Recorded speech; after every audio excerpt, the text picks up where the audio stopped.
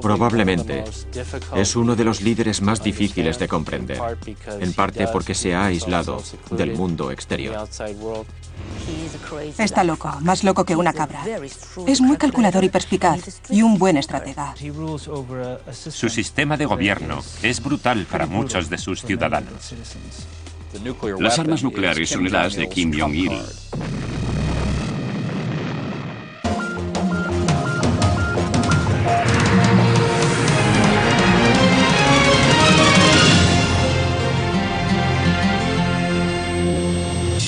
Corea del Norte, Kim Jong-il. Corea del Norte es el país más aislado del mundo, enigmático y cerrado. En gran parte el responsable del estricto aislamiento del pueblo es su líder, Kim Jong-il. No hay otra sociedad tan cerrada y controlada como la de Corea del Norte. No se permite que la población viaje fuera del país. No se permite que el pueblo tenga libertad de movimientos. La televisión y la radio coreana son las únicas que se ven en el país. Y todo lo bueno que ocurre en nombre del líder.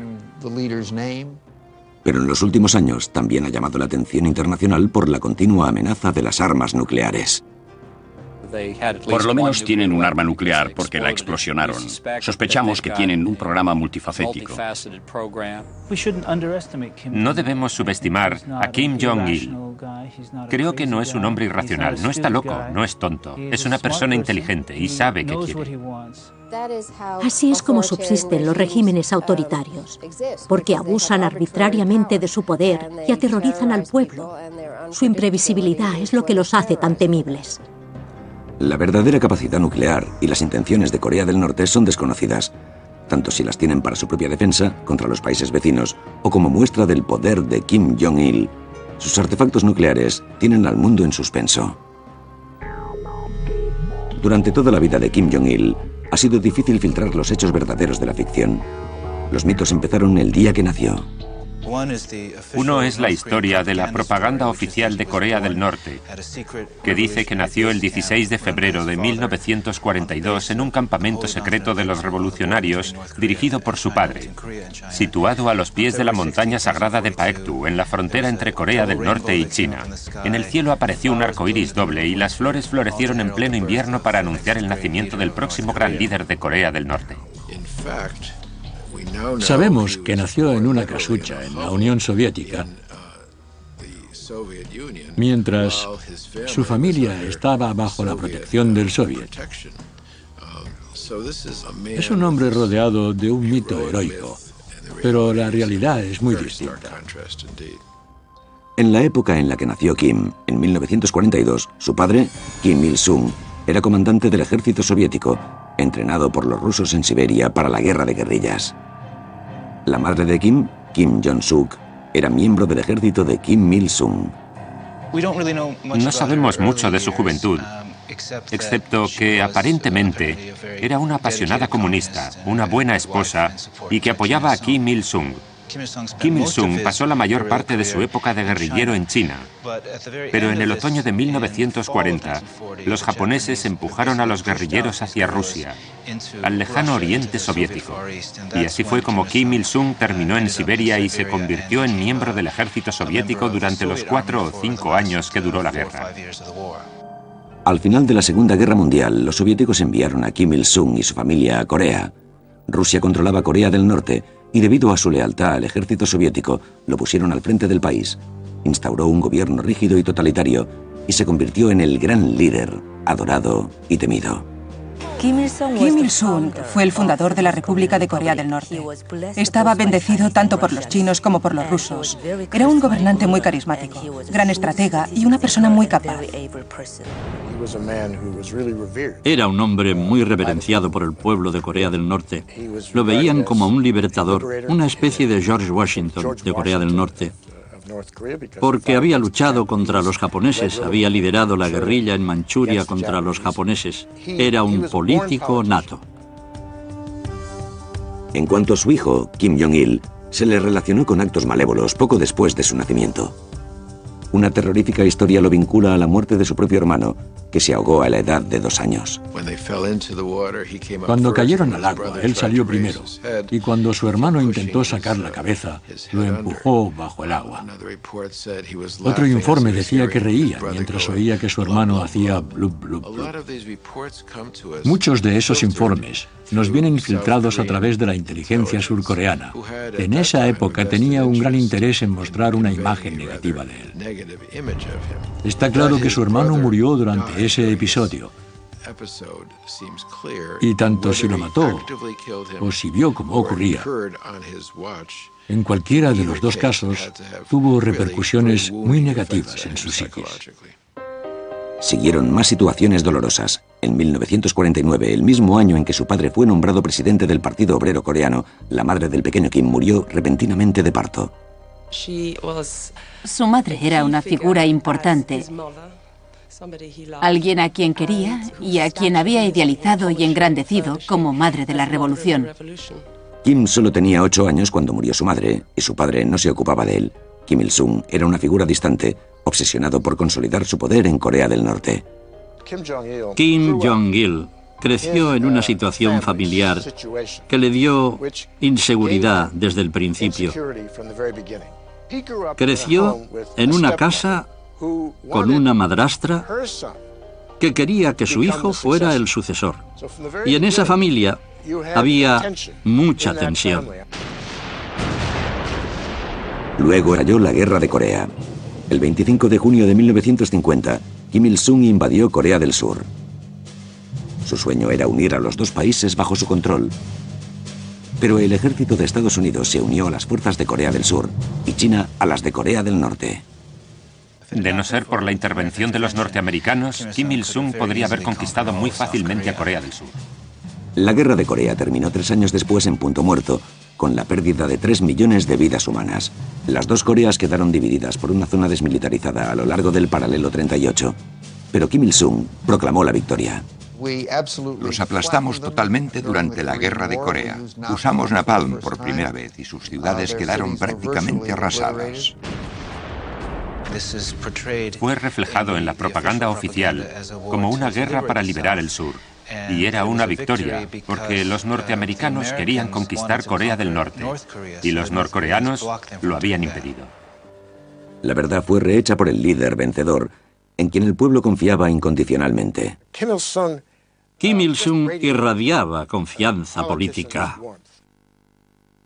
Pero había consecuencias brutales para aquellos que lo cuestionaban. De hecho, antes de 1956, 3 años después del fin de la guerra, montó varios juicios abiertos a sus rivales y de entre ellos, en un par de casos, fueron ejecutados. Y desde ese momento en adelante, Kim Il-sung estableció un culto a su personalidad en Corea del Norte, como habían hecho Mao Zedong y José Stalin. Kim Jong-il pasó los años de la Guerra de Corea en China, pero a su regreso a Corea del Norte disfrutó de riquezas y privilegios desconocidos para la mayoría de norcoreanos.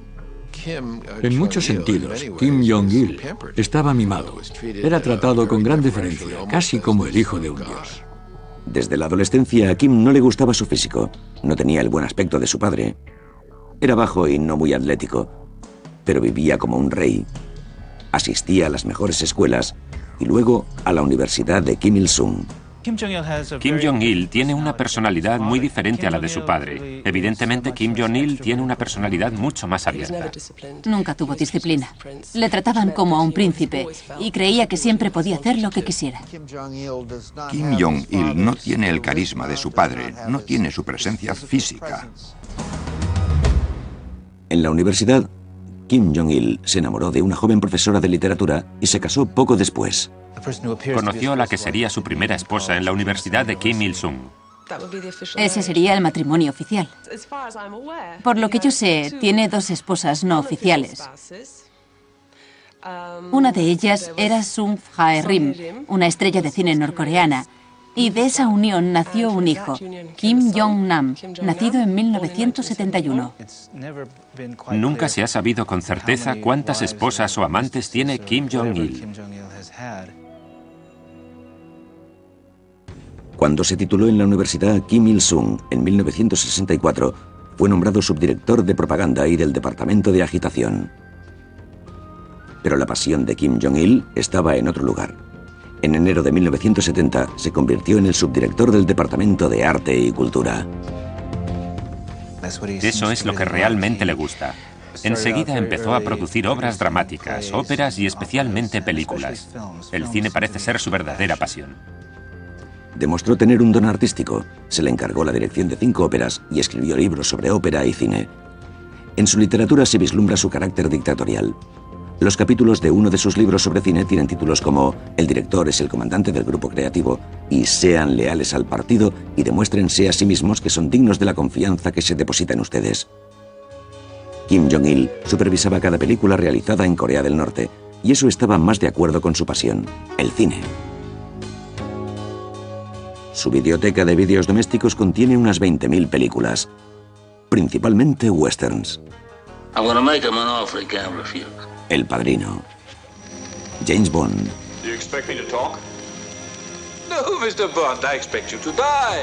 la serie de Viernes 13 es una de las favoritas de Kim Jong-il.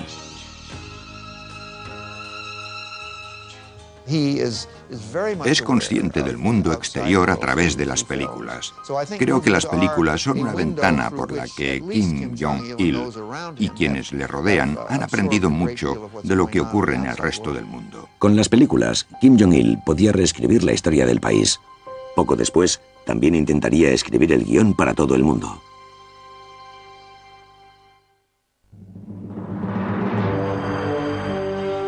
Aunque la pasión de Kim Jong-il era el cine, su padre tenía otros planes para él. A principios de los 70, Kim Il-sung todavía era el gobernante absoluto de Corea del Norte. Con un ejército fuerte y, como se sabe ahora, con un interés cada vez mayor por las armas nucleares. Pero se evidenciaba que Kim Il-sung estaba preparando a su hijo como su futuro heredero. Todavía no era una figura pública. En 1974 aparecieron unos informes misteriosos en los medios de comunicación de Corea del Norte que se referían a un partido del centro. El partido del centro ha hecho esto, el partido del centro ha pedido tal cosa. Y quedó claro que el partido del centro era el joven Kim Jong-il. Kim Jong-il salió de la sombra de su padre y empezó a consolidar su propio poder. Destituyó a los viejos funcionarios políticos del partido, reemplazándolos por miembros más jóvenes leales a él. Kim Jong-il fue designado sucesor de su padre desde principios de los 70 y probablemente a partir de entonces fue representado como líder competente y muy capaz. Empezó a ocuparse de los asuntos cotidianos del gobierno de su padre, aunque Kim Il-sung seguía ostentando el poder. Una tarea importante sería el traspaso de la ideología de autosuficiencia de su padre. Esto es autogestión. Y el resultado es un gobierno que intenta terminar con cualquier dependencia de otra nación en la comunidad internacional, viéndolo como la mejor manera de asegurar su propia autonomía, su propia independencia y su propia soberanía. Pero eso era contrario a la realidad. Corea del Norte recibía muchos alimentos y ayuda económica de sus vecinos comunistas. Corea del Norte tiene unos tremendos problemas económicos. Durante la Guerra Fría recibió ayuda de Rusia y China. Es un país muy montañoso, con pocas tierras cultivables, y solo produce un 80% de sus necesidades. Pero ese tipo de temas domésticos no interesaban demasiado al joven heredero. Dedicaba la mayor parte de su tiempo a rodar películas, particularmente las de naturaleza propagandística. Para llevar a cabo sus planes organizó una extraña aventura de película de espías.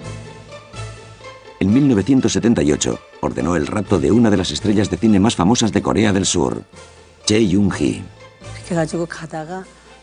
Me obligaron a subir a un barco y me dijeron que me llevaban a Corea del Norte. En ese momento me desmayé por la conmoción. Y cuando me desperté estaba en un barco enorme. Grité histéricamente y les pregunté dónde me llevaban. Les dije que tenía una familia en Corea del Sur que dependía de mí. Y me respondieron que iba a reunirme con Kim Jong-il.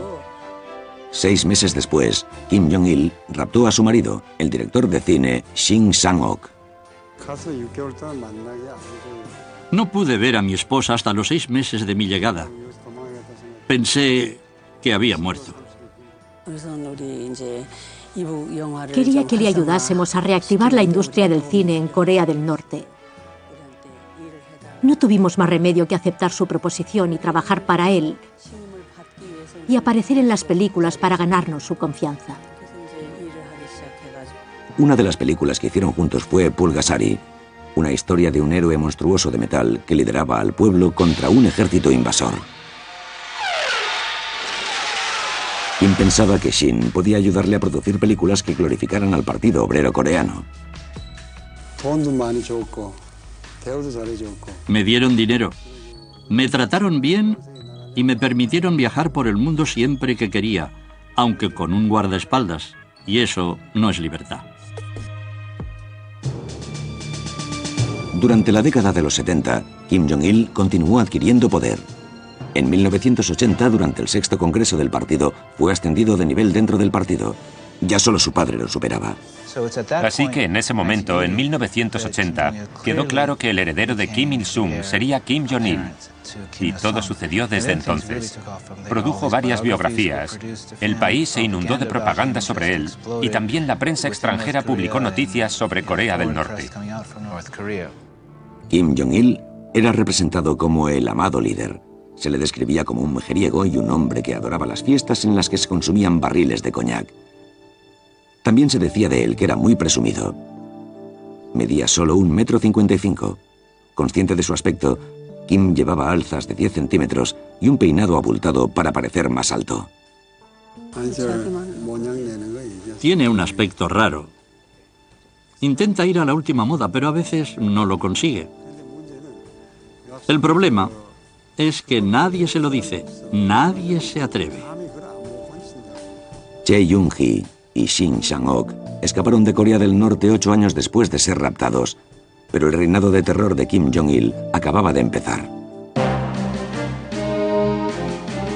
Después de años de preparación para suceder a su padre, en los años 80, Kim Jong-il impuso su propio estilo de liderazgo, con importantes acciones de terrorismo internacional.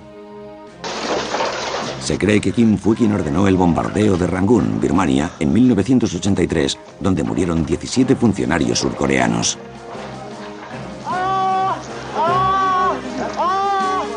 El presidente de Corea del Sur, Chun Doo-hwan, se libró de la muerte por poco. El objetivo era desmoralizar a los surcoreanos, muy por delante de Corea del Norte económicamente y mucho más prominentes en la escena mundial. A Korean Airlines jet carrying 115 people on a flight from Iraq vanished today somewhere near Burma. Después, el 29 de noviembre de 1987, hubo otro acto terrorista. Se supone que él estaba tras el bombardeo de un vuelo de las aerolíneas coreanas que ocasionó la muerte de los 115 pasajeros de a bordo. Evidentemente, el motivo era afectar las Olimpiadas de Seúl de 1988.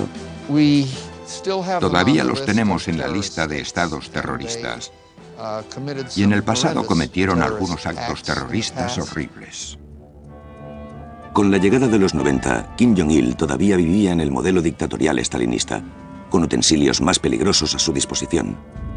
Incluso cuando adquirió más poder durante los últimos años de vida de su padre, Kim Jong-il siguió siendo un líder en la sombra. Un misterio. Como su padre era una figura pública, tal vez por eso ha intentado ser un poco más moderado, para distinguirse de su padre. Al resto del mundo, Kim Jong-il le parecía tan imponente como su padre. Gobierna un sistema brutal para muchos de sus ciudadanos. Y es uno de los peores, si no el peor de los ejemplos de violaciones de los derechos humanos. En Corea del Norte, el poder es personal y absoluto. Kim Jong-il combinó amenazas con la calculada retirada de los diplomáticos para conseguir sus fines. Era hijo de su padre. Es una manera muy personalizada y personal de tomar decisiones, a menudo en el propio sitio. Kim Il-sung solía llamarlo orientación en el lugar, y Kim Jong-il hace lo mismo. Kim Jong-il ejercía un control total sobre los vastos ejércitos de Corea del Norte, cuando en 1991 fue nombrado presidente de la Comisión de la Defensa Nacional. Los norcoreanos tienen una fuerza militar de más de 8 millones, incluyendo a los reservistas. Es un ejército enorme para un país del tamaño de Pensilvania. La mayoría de las tropas se entrenan para el combate a pocos kilómetros de Seúl, en la zona desmilitarizada de Corea. La tensión se palpa a lo largo de la frontera. Aunque al mundo exterior le parecía que Corea del Norte tenía unos ejércitos fuertes y era autosuficiente, su importante fuente de energía y alimentos desapareció casi de la noche a la mañana con el colapso de la Unión Soviética en diciembre de 1991. Creo que tanto para Kim Jong-il como para su padre, la caída de la Unión Soviética fue crucial, porque suponía que ya no seguirían recibiendo las grandes cantidades de suministros de la Unión Soviética. Suelo referirme a Corea del Norte como un huérfano de la Guerra Fría, porque al finalizar, a principios de los 90, Rusia y China dejaron de subvencionar a Corea del Norte. Con el fin de la Guerra Fría, Kim Jong-il se dio cuenta de que no podía depender de sus antiguos aliados, China y Rusia, para que siguieran protegiéndoles del mundo occidental. Se renovó su interés por el desarrollo nuclear. El programa nuclear norcoreano ha estado ahí durante más de 20 años, pero empezó a ser importante desde que la Unión Soviética se derrumbó. Cuando Kim Jong-il se preparaba para asumir el control del país en 1994, Corea del Norte presentó el programa de armas nucleares. Para Estados Unidos, era una amenaza directa e inminente. The situation in Korea is serious, and we have responded in a serious way. Corea del Sur se preparaba para un devastador ataque del norte, y la administración Clinton ordenó al secretario de la Defensa, William Perry, que planeara la estrategia ante un ataque inesperado. Sigilosamente estábamos aumentando nuestras fuerzas en Corea del Sur, en la costa, y creo que estuvimos muy cerca de lo que habría sido un conflicto muy sangriento. Habríamos ganado, pero las bajas habrían sido enormes, incluyendo las norteamericanas. En junio de 1994, tanto Corea del Norte como Estados Unidos se negaban a claudicar, y el expresidente Jimmy Carter consiguió negociar un trato aceptable para ambos bandos. A cambio del combustible que tanto necesitaban para la calefacción y los reactores nucleares, utilizados exclusivamente para generar electricidad, Corea del Norte detuvo su programa de armas nucleares. Conseguimos que dejaran de producir cientos de armas nucleares por un tiempo. Los detuvimos. Lo paramos en seco casi sin ningún costo. Pero a esa seguirían otras muchas tensas y similares negociaciones.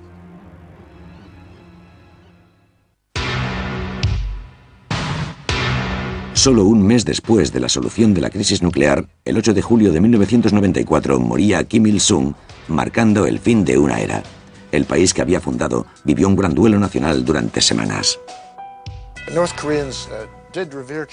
Los coreanos reverenciaban a Kim Il-sung y cuando murió en 1994 no fingían, lloraban y se lamentaban. El pueblo había perdido el puntal psicológico y político del Estado de Corea del Norte, pero no veían a su hijo del mismo modo. La muerte de su padre fue muy importante para Kim Jong-il. Nunca asumió el papel de presidente de su padre. Kim Jong-il, conocido en el país como el amado líder, no asumió el título y la posición de su padre hasta casi 3 años después de su fallecimiento. Primero, tuvo que construir el culto a su personalidad. Su imagen y sus palabras están en todas partes. Debe de ser muy raro pasear por una ciudad y ver estatuas tuyas continuamente, o estatuas de tu padre, y que te llamen amado líder o gran líder, y que todo el mundo lleve tu imagen en la solapa. En las escuelas que visitamos, tuvimos un abrumador sentimiento del compromiso del pueblo con su líder. Las canciones que los niños cantaban en la escuela, los libros de texto, las coreografías de los gimnastas, todo giraba en torno a Kim Jong-il, Kim Il-sung y el patriotismo. Pero construir el culto a un líder que casi nunca había hablado en público fue un reto. Gloria a los oficiales y los soldados de la revolución. Se cree que este breve comentario fue el primero y uno de los pocos que hizo ante el público norcoreano. Kim Jong-il tenía mucho que superar, especialmente el fantasma de su padre. Todavía hablan de que el espíritu de Kim Il-sung gobierna Corea del Norte como si fuera el presidente eterno del país y Kim Jong-il solo fuera una pálida sombra. Para situarse firmemente en su lugar como nuevo líder de Corea del Norte, Kim Jong-il inició otra campaña, esta vez para sí mismo. En 1982, el cumpleaños de Kim Jong-il se declara día festivo y en 1995 se convirtió en una fiesta nacional de 2 días. La capital, la ciudad de Pyongyang, es un testamento del poder político de Kim Jong-il y su padre, y un monumento al culto de su personalidad. Durante la Guerra de Corea, Pyongyang fue prácticamente reducida a escombros por los bombarderos norteamericanos y luego fue reconstruida como ciudad monumental, con avenidas tremendamente anchas, con muy poco tráfico y grandes edificios al estilo estalinista. Es muy comunista en lo que respecta a la Gran Plaza Mayor, donde se encuentra el Ministerio de Asuntos Exteriores, pero lo que es evidente es que estás en una ciudad muy pobre. Para los pocos norteamericanos a quienes se les permitió visitarla, Pyongyang es obviamente un escenario. Vimos un hotel con cientos de pisos, pero estaba vacío. No funcionaba nada, ni los ascensores, ni el agua, nada. Estaba vacío, excepto los 3 primeros pisos. La creación de la magnífica ciudad de Pyongyang es una creación para perpetuar su identidad y su engaño. Una dura realidad se escondía tras la pompa y la fachada de la ciudad. Kim Jong-il ha mantenido a Corea del Norte en la ignorancia. El país es tan pobre que una fotografía tomada de noche por un satélite muestra que la luz no brilla como en Corea del Sur. En 1995, incluso cuando Kim Jong-il continuaba financiando al ejército, Corea del Norte sufría un duro desastre. Una hambruna atroz que asoló al país y no dejó impasible a nadie. Vimos casos muy graves de desnutrición. Veías criaturas consumidas por la enfermedad, tan delgados que tenían la piel arrugada. Niños tan delgados que se les marcaban las costillas. Estaban lánguidos y apáticos, casi a punto de morir. En Corea del Norte han muerto de hambre unos 2 millones de personas. Y creo que fue debido al hecho de que la ayuda alimenticia procedente de la Unión Soviética ya no llegaba.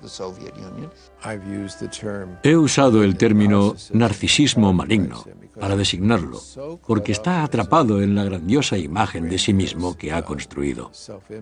No puede sentir empatía con el dolor o el sufrimiento de otros, incluyendo a su propio pueblo. A pesar de los esfuerzos de Kim Jong-il para que el pueblo ignorase las terribles condiciones, en 1999, el médico alemán Norbert Bollersen filmó en vídeo las desesperadas condiciones de los hospitales locales. Dentro no hay nada, no hay medicinas, ni alimentos, ni siquiera pueden dar de comer a los médicos, no pueden dar de comer a los pacientes. Me quedé atónito cuando vi esos pijamas de rayas azules y blancas. Me parecía estar viendo los campos de concentración de Auschwitz o Treblinka.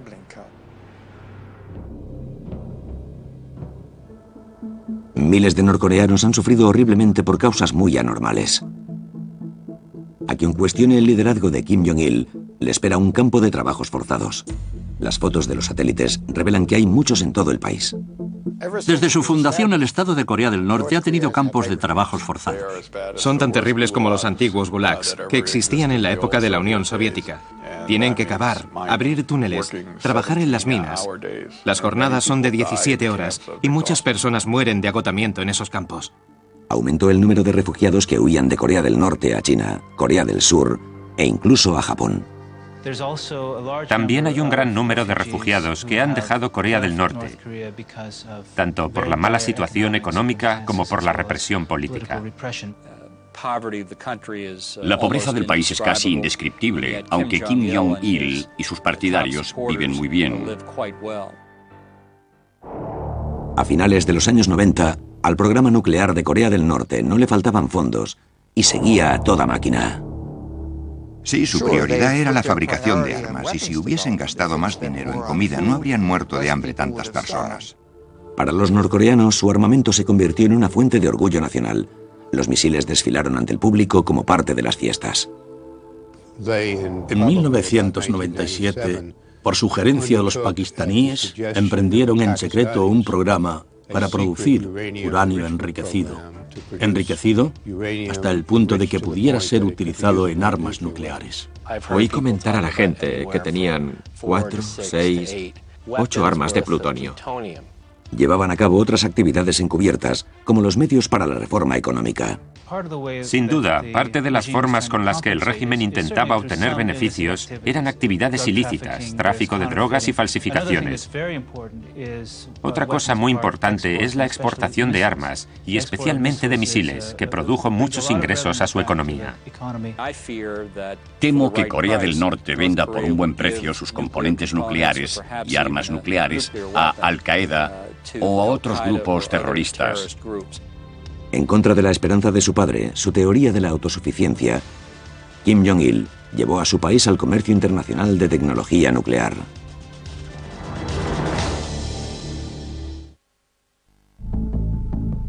A finales de los 90, los ojos de Kim Jong-il se volvían cada vez más al exterior para conseguir mejoras en el país. Cuando reinició su programa nuclear secreto, inició una ofensiva global para conseguir apoyo político y económico. Corea del Norte ha intentado conseguir socios económicos en países occidentales, incluso en Estados Unidos, y especialmente en Corea del Sur, todo para mejorar su economía.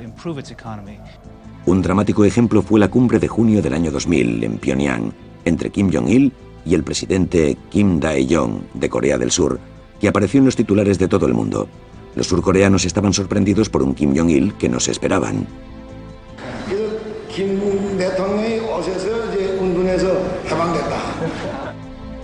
Era encantador, era racional, conversaba con su líder. Les decía a los surcoreanos, unámonos. Durante un tiempo se hizo muy popular en Corea del Sur, tanto que el gobierno estaba preocupado porque la gente se fuera. Más tarde, ese mismo año, Kim Jong-il estaba preparado para su primera aparición. Lo más interesante son sus ropas. Lleva una ropa tan informal que parece más un mecánico que el mandatario de un país. En octubre de 2000, la secretaria de Estado de Estados Unidos, Madeleine Albright, visitó Corea del Norte. Era una oportunidad única para ver a Kim Jong-il cara a cara. Vive en su propio pequeño mundo, donde imagina cómo es Corea del Norte. Por otro lado, cuando hablas con él, es totalmente racional. Pocos norteamericanos han conocido a Kim Jong-il. Harold Koh también lo conoció como miembro del partido de Albright. Nos dio la impresión de que era una vieja estrella del rock que trataba de llamar nuestra atención y que, sobre todo, era un empresario. Kim Jong-il montó un elaborado espectáculo para sus visitantes. Había entre 50 y 100.000 personas en el estadio e hicieron una exhibición tras otra. Fue una actuación extraordinaria, perfectamente cronometrada. Era una campaña de publicidad muy bien ideada que iba en contra del carácter de Kim Jong-il.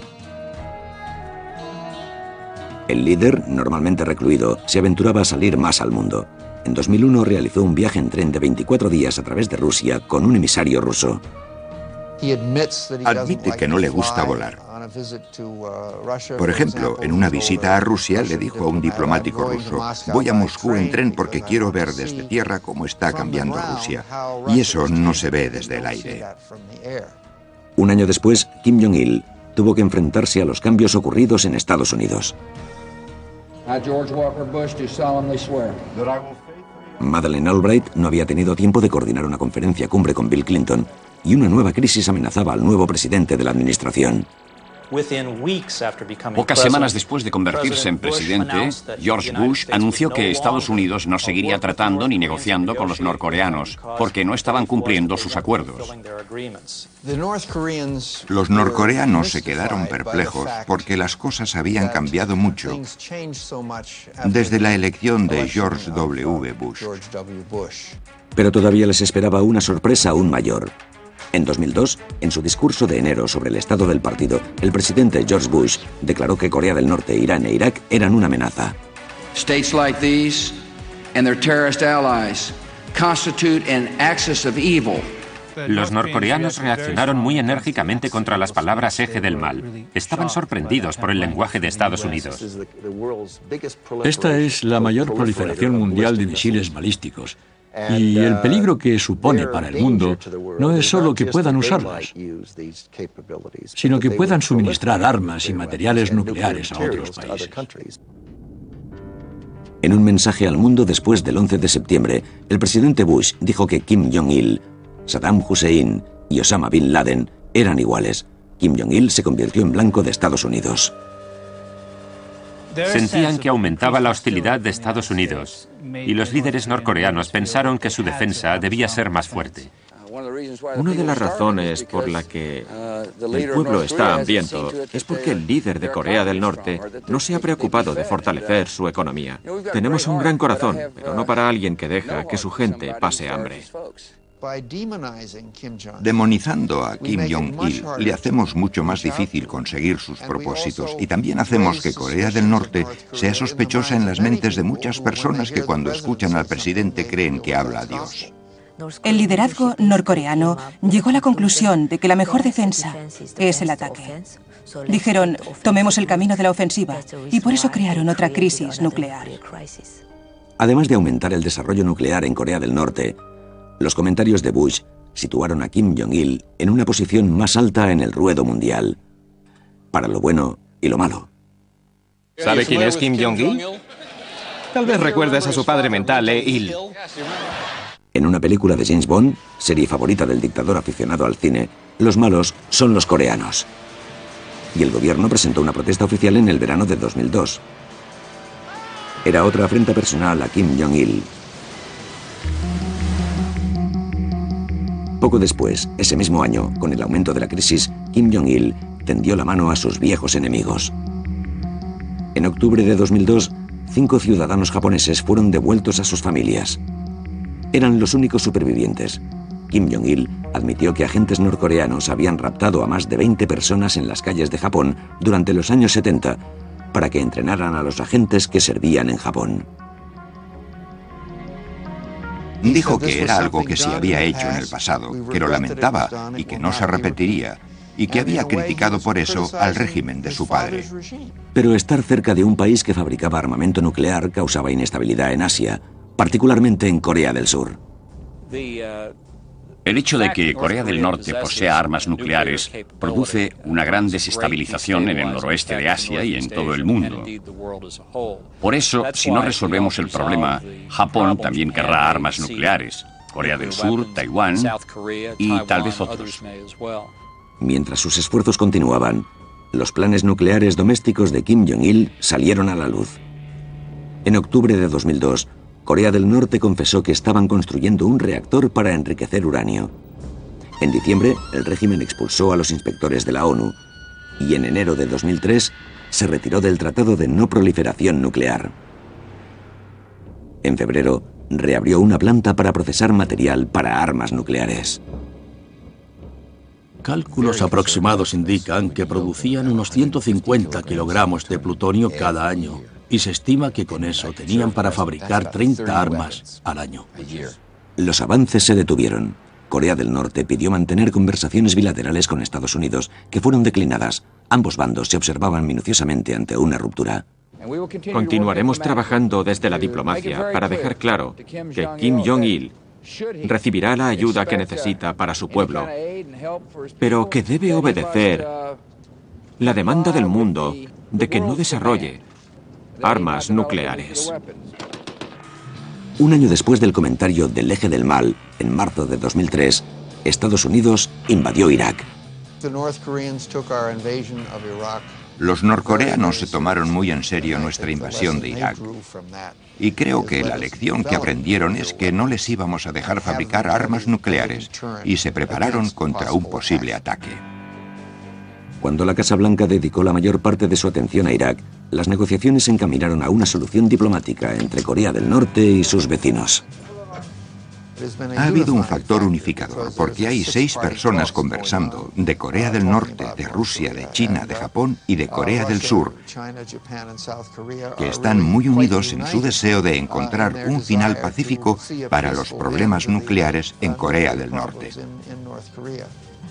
Las conversaciones de los 6 comenzaron en agosto de 2003, en un esfuerzo combinado entre Corea del Norte y Corea del Sur, Estados Unidos, Japón, China y la Federación Rusa. Lo que Estados Unidos dice es que el chantaje no funcionará. Esto no es solo un problema entre Estados Unidos y Corea del Norte. Es un problema para muchos estados, particularmente los de la región.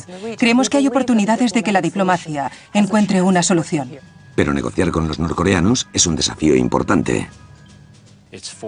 Con Corea del Norte es un tira y afloja constante. En otras palabras, nunca puedes estar seguro de si vas a hacer progresos o no, y si las negociaciones se van a romper. De pronto, una revelación terrible. In many parts of the world tonight, people are trying to interpret what North Korea really has in mind. Today, at a round of talks in Beijing, a North Korean diplomat announced that his country has nuclear weapons, will test them, and has the means to deliver them as well. Empezó un año de amenazas entre el gobierno de Bush y Corea del Norte. En Estados Unidos aumentó el temor porque Corea del Norte proporcionara uranio y tecnología nuclear a otros países. Si Corea del Norte consigue sus armas nucleares, los gobiernos de todo el mundo que desean adquirirlas mirarán a Corea del Norte e Irán con mucha atención. El resultado puede ser un aumento de la proliferación que supondría un gran riesgo para Estados Unidos y todo el mundo civilizado. Mientras, Kim Jong-il continuaba presidiendo un país aislado, con una economía paupérrima y una infraestructura que se desintegraba. En abril de 2004 se produjo una enorme explosión en un tren, en la estación ferroviaria de Yongchon. Murieron más de 160 personas y 1.300 resultaron heridas. Corea del Norte era incapaz de superar la crisis. After days of little information, more details are emerging about the devastating train explosion in North Korea. The repressive government of Kim Jong-il has made the rare decision to allow international relief workers into the country. En julio de 2004, Corea del Norte cerró nuevamente el acceso a su país y probó misiles de corto y largo alcance sobre el mar de Japón. Y Estados Unidos respondió enviando bombarderos a Corea del Sur como advertencia. En 2005 hubo un avance en las negociaciones. En julio, Estados Unidos estuvo de acuerdo con las primeras conversaciones bilaterales secretas con Corea del Norte, antes del principio de las conversaciones de los 6. Corea del Norte firmó un acuerdo que aceptaba desmantelar su programa nuclear a cambio de un reactor de agua ligera y otro tipo de ayuda. La declaración conjunta de 2005 conminaba a la DPRK a abandonar todas las armas nucleares y los programas nucleares existentes. Era la primera vez que se lograba un compromiso en papel ante los 6. Los norcoreanos son expertos en negociaciones largas y difíciles antes de llegar a un acuerdo. Entonces firman el acuerdo y luego empiezan a renegociarlo. Las conversaciones de los 6 de la ONU quedaron en suspenso, en parte por las exigencias de Corea del Norte. La brecha por los malentendidos y el desconocimiento entre Corea del Norte y Estados Unidos es amplia y honda. Creo que no hay duda de que lo que quiere es dinero, petróleo y alimentos para apoyar su régimen. Durante el verano de 2006, Corea del Norte lanzó más misiles sobre el mar de Japón y 5 misiles el día de la independencia de Estados Unidos. Eso preocupó a Estados Unidos y a todo el mundo. La ONU les impuso sanciones financieras inmediatamente y como resultado, el embajador de Corea del Norte llevó a cabo un acto de rebelión en la propia sala.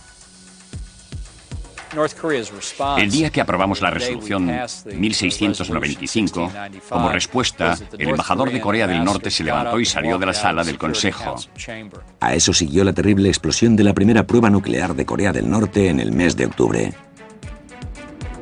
Para Estados Unidos, era la prueba definitiva de que Corea del Norte poseía armas nucleares. El hecho de que Corea del Norte haya hecho una prueba nuclear es una clara amenaza a la paz y la seguridad internacional. Después de la prueba nuclear, en octubre de 2006, la situación estaba tomando un grave cariz Y tuvimos que usar una combinación de presión y diplomacia para conseguir que los norcoreanos volvieran a la mesa de negociaciones. Parecía que la carrera nuclear de Corea del Norte había llegado a un punto sin retorno. Para Kim Jong-il, las cosas habían cambiado mucho a finales de 2006. Se casó con su secretaria, Kim Ok, a los 2 años del fallecimiento de su esposa, Ko Young-hui, que había muerto de cáncer en agosto de 2004. Su reinado de terror y el temido programa nuclear parecían llegar a un final. Los inspectores de la IAEA fueron invitados a volver al país después de la visita en el mes de junio del subsecretario de Estado de Estados Unidos, el embajador Christopher Hill, el funcionario norteamericano de más alto rango que iba a Corea del Norte en 5 años. El embajador Chris Hill, negociador principal en las conversaciones de los 6, hizo un breve viaje a Pyongyang para expresar la necesidad de que Corea del Norte actuara rápidamente y cumpliera su parte del acuerdo del 13 de febrero. Creo que podemos estar casi seguros de que esta semana será la más productiva en el proceso de los 6. Conseguiremos que se cierre el complejo de Yongbyon. En julio de 2007, el envejecido dictador ordenó el cierre de la planta nuclear de Yongbyon y se esperaba que terminaran así sus aspiraciones nucleares.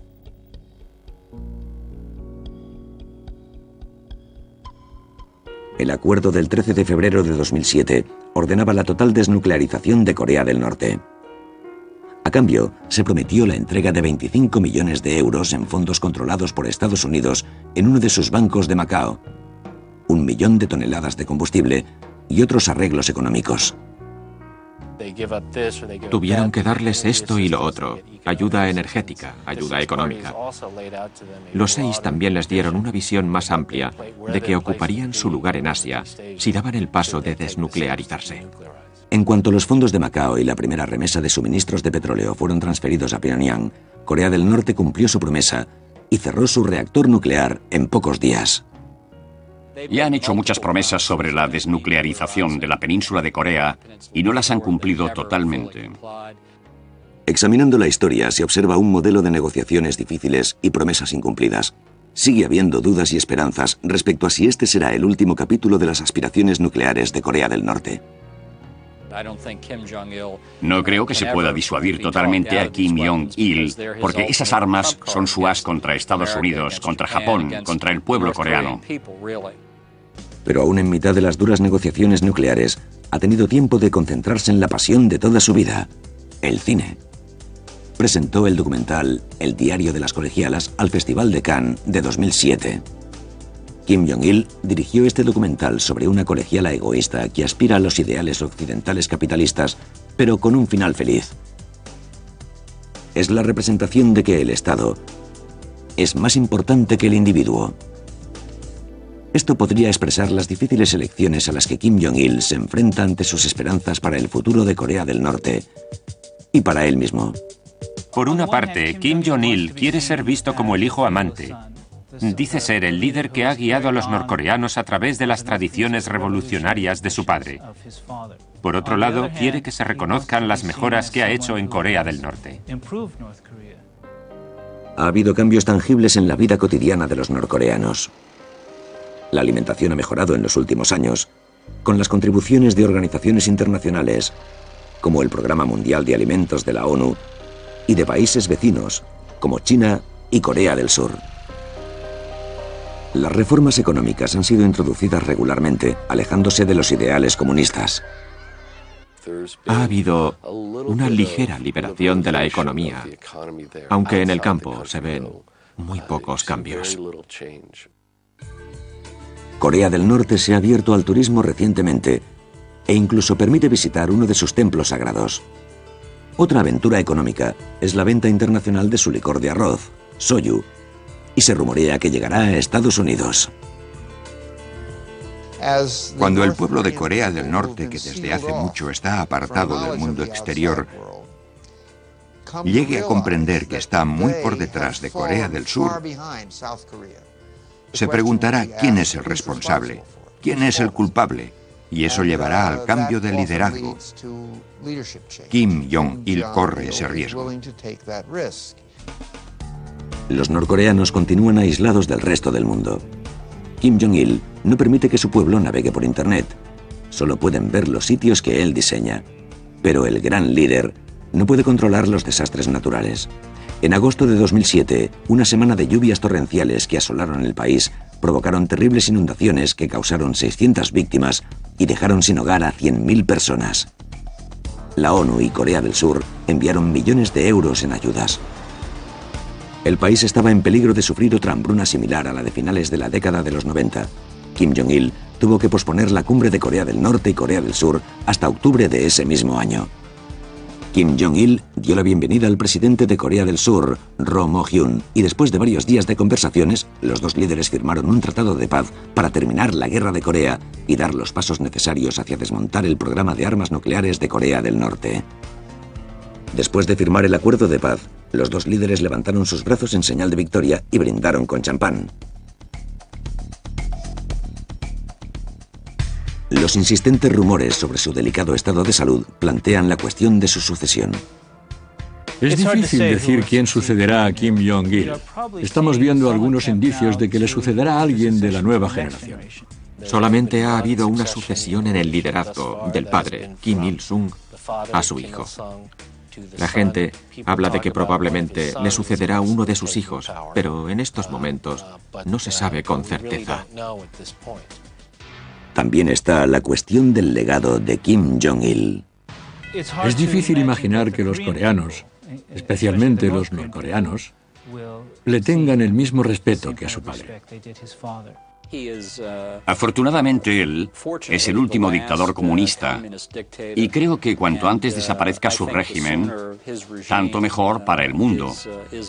E indudablemente será mucho mejor para el pueblo de Corea del Norte. Hay un dicho coreano que dice: el que monta un tigre se arriesga a que se lo coma cuando desmonte.